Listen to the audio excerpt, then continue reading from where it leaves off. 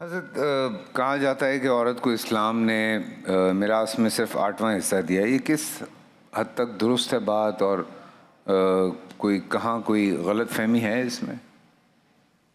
دیکھیں، یہ تو ایک بیوی کے پوائنٹ آف ویو سے بات ہو رہی ہے نا. 1/8 حصہ ہے.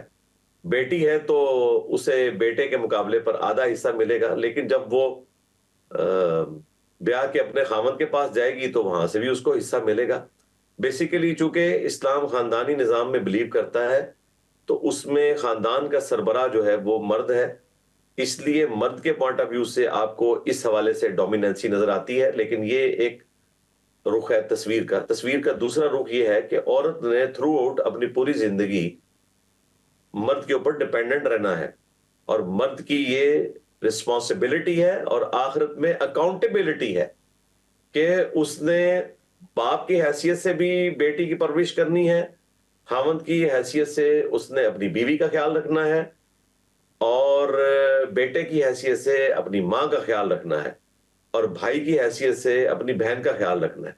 تو عورت کو تو اللہ تعالیٰ نے شیلٹر دیا ہوا ہے اس حوالے سے.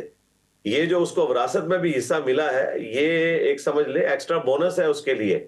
ورنہ اس کی ساری جو رسپانسبلٹیز ہیں وہ مرد نے اٹھانی ہے. اور دیکھیں، بچپن میں وہ اپنے باپ کے اوپر ڈیپینڈنٹ ہوتی ہے، شادی کے بعد اپنے خاوند کے اوپر ڈیپینڈنٹ ہوتی ہے، اور بڑھاپے میں اپنی اولاد کے اوپر ڈیپینڈنٹ ہوتی ہے. اور یہ ڈیپینڈنسی کوئی اس طرح کی نہیں ہے کہ وہ اس کے لیے کوئی بوجھ ہے، بلکہ اس کی آخرت اس کے ساتھ جڑی ہوئی ہے. سنن نسائی میں حدیث ہے کہ جنت تیری ماں کے قدموں کے پاس ہے، اور بخاری مسلم میں حدیث ہے.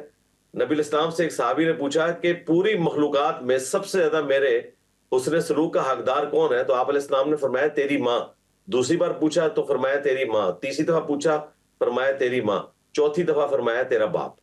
اسی طریقے سے آپ اگر خاوند کے پوائنٹ آف ویو سے دیکھیں تو بخاری مسلم میں حدیث ہے تم میں سے ہر شخص نگہبان ہے، اور اس سے اس کے سب آرڈینیٹس کے بارے میں پوچھا جائے گا.